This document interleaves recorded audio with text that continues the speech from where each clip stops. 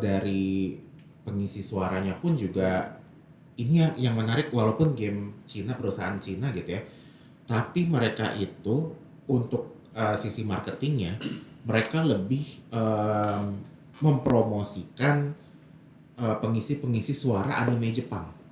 Gitu daripada pengisi suara dari Cinanya gitu, walaupun game Tiongkok gitu ya.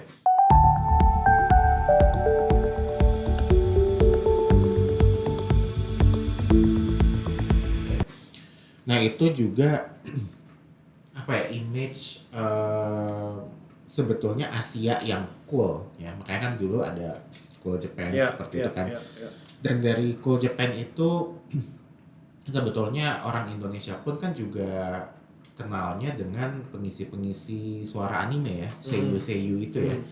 Dan seiyu yang udah keburu populer itu menjadi coolness yang baru gitu buat orang Indonesia, bukan orang Indonesia aja ya, tapi juga orang di barat pun juga ternyata seperti itu. Pokoknya kalau estetikanya seperti anime Jepang, ya mereka maunya dengar suara-suara anime gitu. Suara yang khas di anime. Dan ini kalau misalnya kita lihat di Twitter X ya sekarang namanya, itu suka ada perdebatan soal suara gitu ya. Misalnya kan di Genshin Impact tuh ada suara bahasa Inggrisnya, terus ada yang bilang oh aku nggak suka suara bahasa Inggris kayak gitu kan, mereka actingnya jelek atau gimana, pokoknya seiyu Jepang the best kayak gitu. Pokoknya ada, dari situ pun kita bisa melihat bagaimana walaupun kan kalau secara bahasa mungkin bahasa Inggris lebih dekat dengan orang Indonesia ya, tapi somehow mereka lebih mau mendengar bahasa Jepang yang lebih asing gitu ya, sambil lihat teksnya sih bahasa Inggris atau bahasa Indonesia gitu ya, tapi mereka bisa mendengar suara anime itu yang memang sudah menjadi cool, budaya yang cool bagi mereka gitu ya. Sekarang anime cool sih ya, makanya kan setelah pandemi ini yang menarik, kalau dulu kita nggak mau ya mengakui diri kita otaku gitu ya. Maksudnya suka, kalau misalnya kita suka anime Jepang atau apa disembunyiin, tidak nanti takut dibilang nerd gitu kan. Tapi ini setelah pandemi, kayaknya wibu itu bisa jadi identitas gitu ya. Misalnya kayak di Twitter gitu ada yang profilnya itu weeb kayak gitu, wibu apa gitu kan. Jadi kebanggaan gitu. Mungkin karena memang anime, kemudian game gitu yang pokoknya punya estetika anime Jepang itu kayaknya jadi sesuatu yang cool gitu ya. Ngomong bahasa Jepang pun cool gitu. Kayak sekarang tuh makin banyak even orang-orang yang tadinya bukan otaku, ya mereka kadang-kadang suka pakai bahasa katakana misalnya kayak gitu buat namanya, atau misalnya bahkan ini yang lucu kemarin kan kita ada istilah Nataru ya. Sebenarnya tuh Natal dan Tahun Baru. Tapi banyak yang bilang bahwa walaupun orang yang tidak tahu bahasa Jepang sama sekali ya, tapi ada yang banyak yang bilang, oh gua kira tuh Nataru itu Natal tapi di Jepang. Nataru. Ya seperti itu. Berarti kalau misalnya kita membicarakan tentang game Cina, in general berarti mereka mengambil estetika Jepang sebagai daya tarik untuk playernya. Tetapi kemudian kalau kita ngomongin sistem, kalau kita balik ke bicara tadi di awal ya, mereka tidak mengeksklusifkan servernya gitu ya. Jadi mereka tetap menjaga itunya. Karena kan kalau misalnya kita ngomongin game Jepang gitu kan rata-rata mereka ada eksklusif untuk pemain Jepangnya sendiri gitu kan. Betul. Gitu ya kurang lebihnya. Ya jadi intinya adalah mereka dapat Asian coolness-nya dalam kurung anime ya. Kemudian juga fandom yang inklusif ya. Dan ini yang menarik lagi, mereka juga mungkin ini masalah license juga ya. Kalau misalnya license itu membatasi orang untuk membuat doujin misalnya gitu ya, kemudian menjual doujin tersebut, itu mungkin ya orang-orang akan malas untuk mengonsumsi the official products-nya gitu ya. Misalnya pokoknya kita nggak bisa nih mereproduksi fandom kita karena takutnya kena license gitu ya, royalty gitu segala macamnya. Nah kemarin itu ini masalah inklusivitas juga ya. Semester lalu saya membimbing mahasiswa program studi Jepang UI. Eh, Dia itu bermain game Jepang judulnya Twisted Wonderland. Jadi Twisted Wonderland itu game Jepang yang dia itu mengadopsi villain di dalam Disney, kemudian dibikin cowok semua. Jadi ada misalnya villainnya di Little Mermaid tuh si Ursula itu di game Twisted Wonderland jadi cowok yang ikemen. Gitu. Nah itu banyak sekali pemainnya, fandomnya banyak, dan di UI sendiri gitu, sastra Jepang UI sendiri banyak tuh mahasiswa yang bermain Twisted Wonderland, tapi mereka mendownloadnya lewat APK gitu, jadi tidak secara resmi ya. Dan memang karena ada region limitation itu, mereka tidak bisa secara bebas spending di dalam gamenya gitu. Nah terus ya pertanyaannya adalah saat ada limitation seperti itu, bagaimana mereka bisa tetap berkontribusi pada hubungan parasosialnya secara emosional gitu ya. Kalau di Jepang kan mungkin ya orang-orang yang di Jepang bisa main secara legal, kemudian top up dan dapat si tokohnya, kemudian beli merchandise-nya misalnya di Animate atau di Book of dan segala dan semacamnya. Nah itu kalau di Indonesia itu gimana? Nah kemarin itu dia mewawancara pemain-pemain dan membuat dojin itu adalah salah satu cara untuk memuaskan hasrat parasosialnya gitu. Jadi saat mereka tidak bisa mengakses secara legal ya, tidak bisa berkontribusi secara legal kepada tokoh yang dia sukai, itu mereka akhirnya membuat dojin. Dojinnya itu juga dijual di berbagai event di Indonesia, misalnya di Komike seperti itu ya. Ada juga orang-orang yang punya karakter originalnya nih. Karena kan si Twisted Wonderland itu ini mungkin sama dengan game-game otome game lainnya ya. Jadi kita first person point of view gitu ya. Kemudian kita seperti berbicara, pokoknya si tokoh utamanya itu nggak kelihatan gitu, tokoh utamanya kita soalnya kan gitu, itu mata kita gitu. Nah itu jadinya para pemainnya itu bikin original karakter. Nah original karakternya itu tuh mereka sebetulnya gitu. Kemudian si original karakternya itu disetting di dalam cerita di mana mereka punya hubungan yang dekat dengan si tokoh Twisted Wonderland yang mereka sukai. Nah kemudian itu dijadikan art, jadi mereka commission gitu ya kepada artis-artis di Indonesia gitu, para seniman di Indonesia. Kemudian itu juga menjadi sebuah komoditas gitu bagi para artis di Indonesia gitu ya. Dan itu akhirnya bikin hubungan mereka dengan karakternya itu terpenuhi walaupun dalam keterbatasan region gitu, keterbatasan wilayah kayak gitu. Masih. Ini fenomena yang menarik ya, karena ini sebenarnya kalau misalnya kita bilang by setting ya bisa by setting, tetapi juga di sisi lain juga by nature. Ini fenomena yang terjadi by nature gitu kan, karena adanya keterbatasan itu akhirnya kemudian ini muncul sebagai by nature. Nah kalau kita tarik ke semuanya tadi, baik yang game tadi, Genshin tadi, kemudian yang fenomena doujinshi ini, fenomena doujin, berarti kita harus mempertanyakan kembali untuk arti dari soft power itu. Iya betul.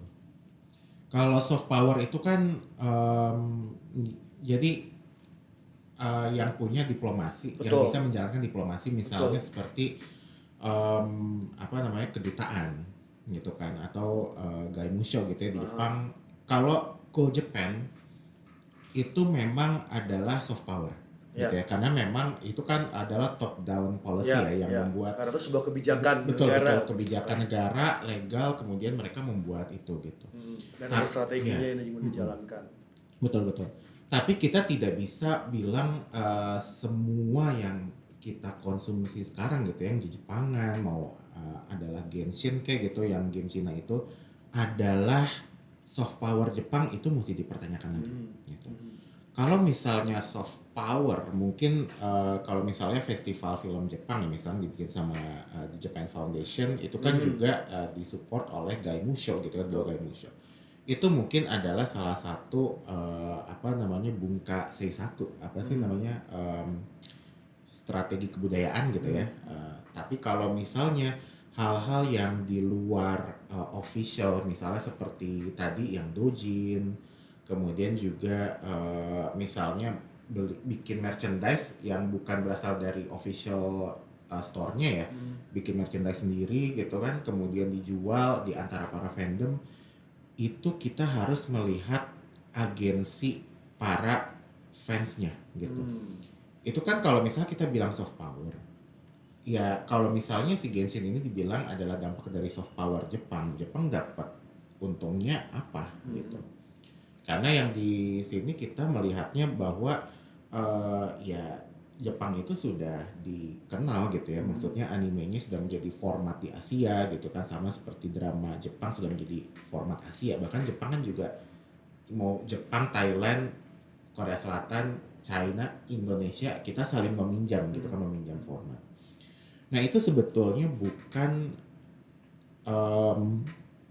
soft power sih, karena memang itu di luar kuasa dari diplomasi formal atau hubungan bilateral.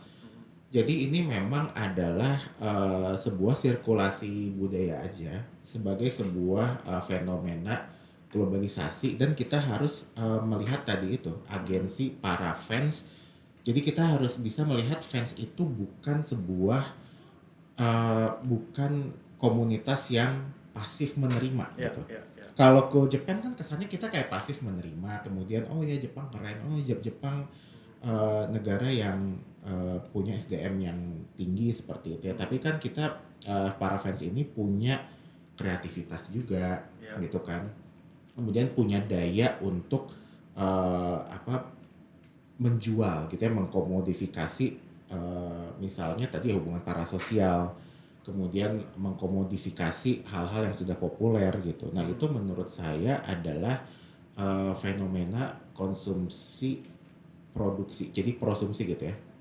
Jadi productive consumption, dan itu tidak bisa dibilang sebagai sebuah soft power, sudah di luar soft power negara tertentu gitu ya, karena memang ini adalah mungkin adalah cara dari para fans itu untuk bisa memenuhi kebutuhan emosionalnya dengan cara bagaimana caranya membuat kedekatan dengan para tokoh-tokoh idolanya gitu. Jadi ya kalau misalnya di sini saya rasa banyak ya dosen sastra Jepang atau mahasiswa sastra Jepang yang melihat kalau misalnya ada budaya populer gitu ya, ada sesuatu yang populer, oh ini ada soft power Jepang gitu ya. Nah itu mesti dipikirkan lagi, karena kita harus melihat dari sisi fansnya itu, mereka tuh agensinya apa gitu. Karena kan kita juga setiap orang punya daya gitu ya untuk menikmati hal-hal yang populer ini gitu.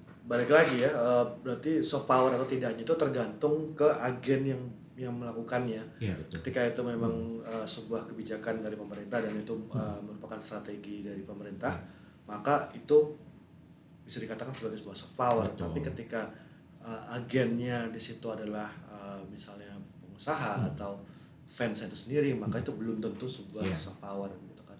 Nah, terlepas dari itu semua, kemudian ini mungkin pertanyaan terakhir ya Mas ya, terlepas dari itu semua, kira-kira keterkaitan dengan parasosial game ini, apa sih yang dilakukan oleh Jepang untuk pembentukan si parasosial game ini?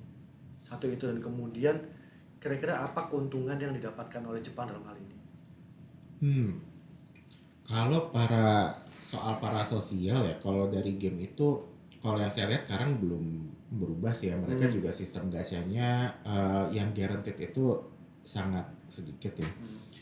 Mungkin Jepang itu karena mereka sudah nyaman ya dengan sistem gacha ini, jadi mungkin tidak berubah. Mungkin kalau misalnya ada game-game seperti Genshin Impact, Honkai Star Rail, Love and Deep Space, ya mereka melihat itu sebagai oh ya udah mereka niru kita aja, tapi ya udahlah kayak gitu.